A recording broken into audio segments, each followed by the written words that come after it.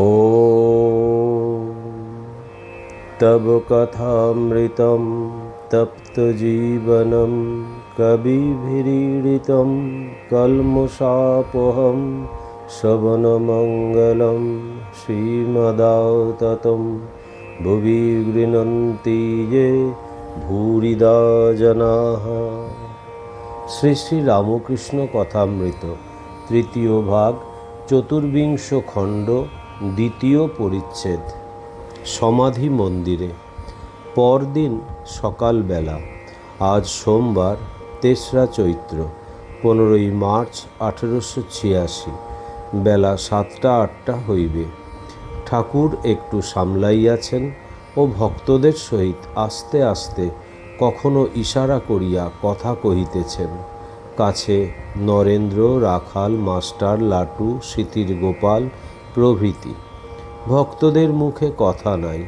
ঠাকুরের পূর্বরাত্রির দেহের অবস্থা স্মরণ করিয়া তাহারা বিষাদ গম্ভীর মুখে চুপ করিয়া বসিয়া আছেন। শ্রীরামকৃষ্ণ মাস্টারের দিকে তাকাইয়া ভক্তদের প্রতি, কি দেখছি জানো? তিনি সব হয়েছেন। মানুষ আর যা জীব দেখছি যেন চামড়ার সব তৈয়ারি। তার ভিতর থেকে তিনি হাত পা মাথা নাড়ছেন। যেমন একবার দেখেছিলাম মোমের বাড়ি, বাগান, রাস্তা, মানুষ, গরু সব মোমের, সব এক জিনিসে তৈয়ারি। দেখছি সেই কামার, সেই বলি, সেই হাঁড়ি কাঠ হয়েছে। ঠাকুর কি বলিতেছেন? জীবের দুঃখে কাতর হইয়া তিনি নিজের শরীর জীবের মঙ্গলের জন্য বলিদান দিতেছেন। ঈশ্বরই কামার, বলি, হাঁড়ি কাঠ হইয়াছেন।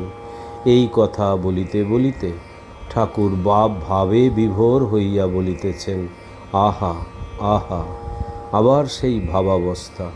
ঠাকুর বাহ্যশূন্য হইতেছেন। ভক্তেরা কিংকর্তব্যবিমূঢ় হইয়া চুপ করিয়া বসিয়া আছেন। ঠাকুর একটু প্রকৃতিস্থ হইয়া বলিতেছেন, এখন আমার কোনো কষ্ট নাই, ঠিক পূর্বাবস্থা। ঠাকুরের এই সুখ দুঃখের অতীত অবস্থা দেখিয়া ভক্তেরা অবাক হইয়া রহিয়াছেন।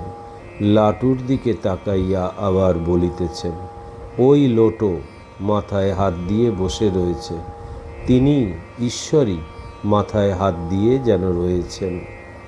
ঠাকুর ভক্তদের দেখিতেছেন ও স্নেহে যেন বিগলিত হইতেছেন। যেমন শিশুকে আদর করে সেইরূপ রাখাল ও নরেন্দ্রকে আদর করিতেছেন। তাহাদের মুখে হাত বুলাইয়া আদর করিতেছেন। কিয়ৎপরে মাস্টারকে বলিতেছেন, শরীরটা কিছুদিন থাকত, লোকেদের চৈতন্য হতো। ঠাকুর আবার চুপ করিয়া আছেন। ঠাকুর আবার বলিতেছেন, তা রাখবে না। ভক্তেরা ভাবিতেছেন ঠাকুর আবার কি বলিবেন। ঠাকুর আবার বলিতেছেন, তা রাখবে না। সরল মূর্খ দেখে পাছে লোকে সব ধরে পড়ে। সরল মূর্খ পাছে সব দিয়ে ফেলে। একে কলিতে ধ্যান জপ নাই।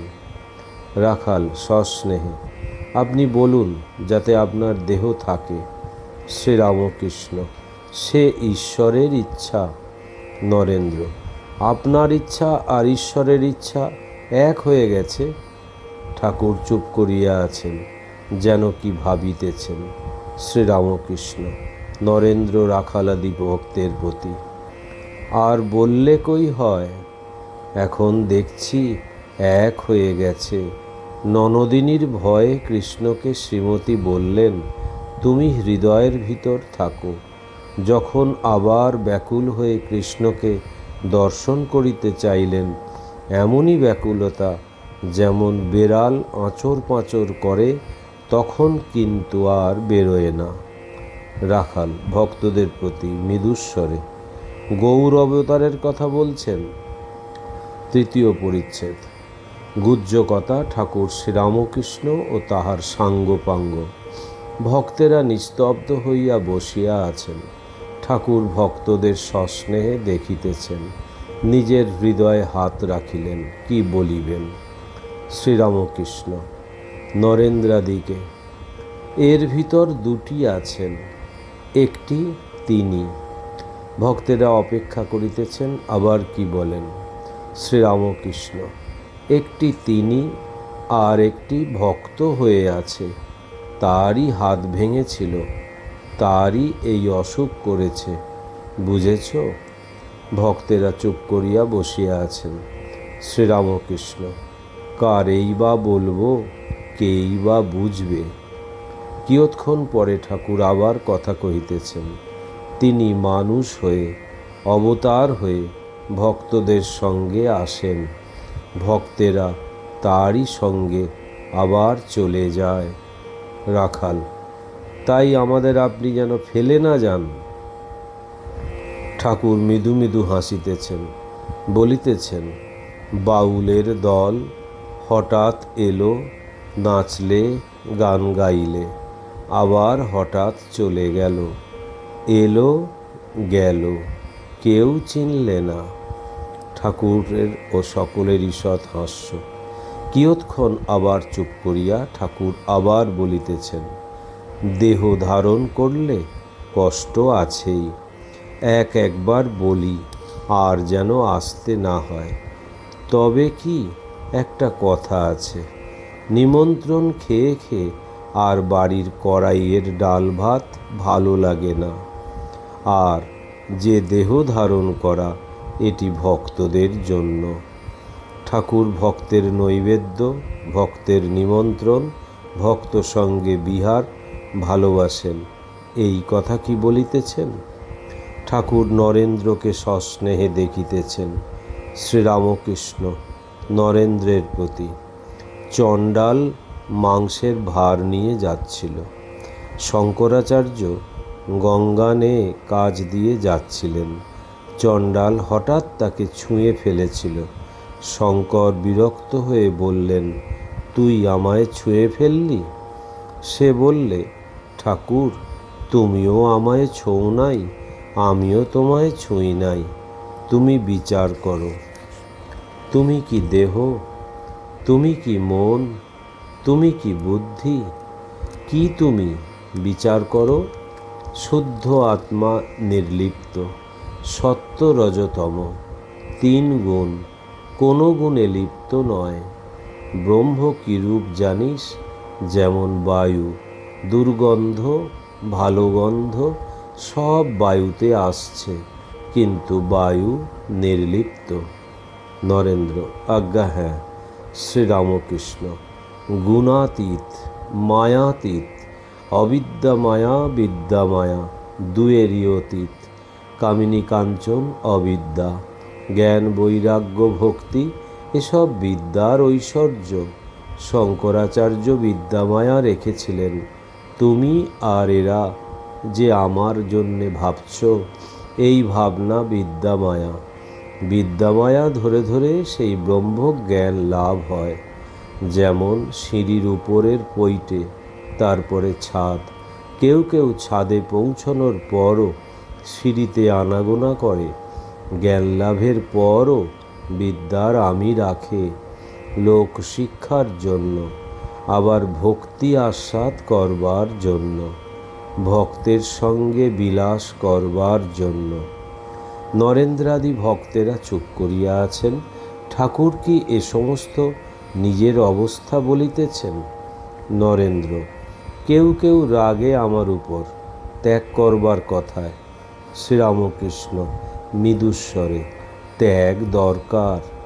ঠাকুর নিজের শরীরের অঙ্গ প্রত্যঙ্গ দেখাইয়া বলিতেছেন, একটা জিনিসের পর যদি আর একটা জিনিস থাকে, প্রথম জিনিসটা পেতে গেলে ও জিনিসটা সরাতে হবে না। একটা না সরালে আর একটা কি পাওয়া যায়। নরেন্দ্র, আজ্ঞা হ্যাঁ। শ্রীরামকৃষ্ণ নরেন্দ্রকে মৃদুস্বরে, সেই ময় দেখলে আর কিছু কি দেখা যায়। নরেন্দ্র, সংসার ত্যাগ করতে হবেই। শ্রীরামকৃষ্ণ, যা বললুম, সেই ময় দেখলে কি আর কিছু দেখা যায়। সংসার ফংসার আর কিছু দেখা যায়। তবে মনে ত্যাগ। এখানে যারা আসে কেউ সংসারী নয়, কারু কারু একটু ইচ্ছা ছিল মেয়ে মানুষের সঙ্গে থাকা। রাখাল, মাস্টার প্রভৃতির ঈষৎ হাস্য। সেই ইচ্ছাটুকু হয়ে গেল। ঠাকুর নরেন্দ্রকে সস্নেহে দেখিতেছেন, দেখিতে দেখিতে যেন আনন্দে পরিপূর্ণ হইতেছেন। ভক্তদের দিকে তাকাইয়া বলিতেছেন, খুব। নরেন্দ্র ঠাকুরকে সহাস্যে বলিতেছেন, খুব কি? শ্রীরামকৃষ্ণ সহাস্যে, খুব ত্যাগ হয়ে আসছে। নরেন্দ্র ও ভক্তেরা চুপ করিয়া আছেন ও ঠাকুরকে দেখিতেছেন। এইবার রাখাল কথা কইতেছেন। রাখাল ঠাকুরকে সহাস্যে, নরেন্দ্র আপনাকে খুব বুঝছে। ঠাকুর হাসিতেছেন ও বলিতেছেন, হ্যাঁ, আবার দেখছি অনেকে বুঝছে মাস্টারের প্রতি। নাগা? মাস্টার, আজ্ঞা হ্যাঁ। ঠাকুর নরেন্দ্র ও মণিকে দেখিতেছেন ও হস্তের দ্বারা ইঙ্গিত করিয়া রাখালাদি ভক্তদিগকে দেখাইতেছেন। প্রথম ইঙ্গিত করিয়া নরেন্দ্রকে দেখাইলেন, তারপর মণিকে দেখাইলেন। রাখাল ঠাকুরের ইঙ্গিত বুঝিয়াছেন ও কথা কহিতেছেন। রাখাল সহাস্যে শ্রীরামকৃষ্ণের প্রতি, আপনি বলছেন নরেন্দ্রের বীরভাব আর এর সখীভাব? নরেন্দ্র সহাস্যে, ইনি বেশি কথা কন না, আর লাজুক, তাই বুঝি বলছেন। শ্রীরামকৃষ্ণ সহাস্যে নরেন্দ্রকে, আচ্ছা, আমার কি ভাব? নরেন্দ্র, বীরভাব, সখীভাব, সব ভাব। ঠাকুর এই কথা শুনিয়া যেন ভাবে পূর্ণ হইলেন। হৃদয়ে হাত রাখিয়া কি বলিতেছেন। শ্রীরামকৃষ্ণ নরেন্দ্রাদি ভক্তদিগকে, দেখছি এর ভিতর থেকেই যা কিছু। নরেন্দ্রকে ইঙ্গিত করিয়া জিজ্ঞাসা করিতেছেন, কি বুঝলি? নরেন্দ্র, যা কিছু অর্থাৎ যত সৃষ্ট পদার্থ সব আপনার ভিতর থেকে। শ্রীরামকৃষ্ণ রাখালের প্রতি আনন্দে, দেখছিস? ঠাকুর নরেন্দ্রকে একটু গান গাইতে বলিতেছেন। নরেন্দ্র সুর করিয়া গাহিতেছেন। নরেন্দ্রের ত্যাগের ভাব গাহিতেছেন। নলী নিদলগত জলম অতি তরলম তদ্বজ্জীবনম অতিশয় চপলম সনমিহ সজ্জন সঙ্গতিরেকা ভবতি ভবার্ণব তরণে নৌকা। দুই এক চরণ গানের পরই ঠাকুর নরেন্দ্রকে ইঙ্গিত করিয়া বলিতেছেন, ও কি, ও কি, ওসব ভাব অতি সামান্য। নরেন্দ্র এইবার সখীভাবের গান গাইতেছেন।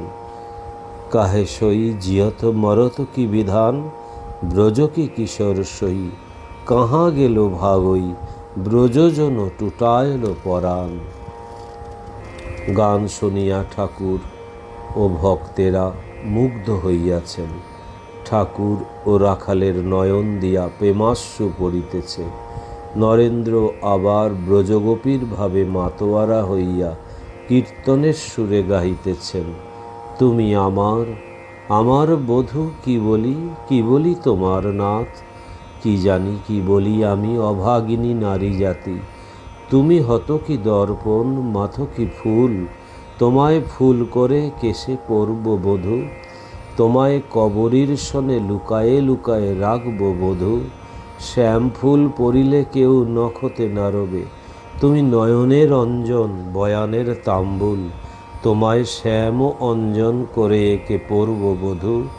শ্যাম অঞ্জন পরেছি বলে কেউ নখতে নারবে, তুমি অঙ্গ কি মৃগমদ গিমুকি হার, শ্যাম চন্দন মাখি শীতল হবে বধূ, তোমার হার কণ্ঠে পরব বধূ। তুমি দেহ কি সর্বস্ব, গেহ কি সার, পাখি কো পাখ, মিনু কো পানি, তেও সে হাম বধূ তুয়া মানি। ওম নিরঞ্জনম নিত্যম অনন্তরূপম ভক্তানুকম্পাধীত বিগ্রহং বৈ ঈশাবতারম পরমেশমিড্ডম তং রামকৃষ্ণম শিরসা নমাম্যহম। শ্রীরামকৃষ্ণ অর্পণমস্তু।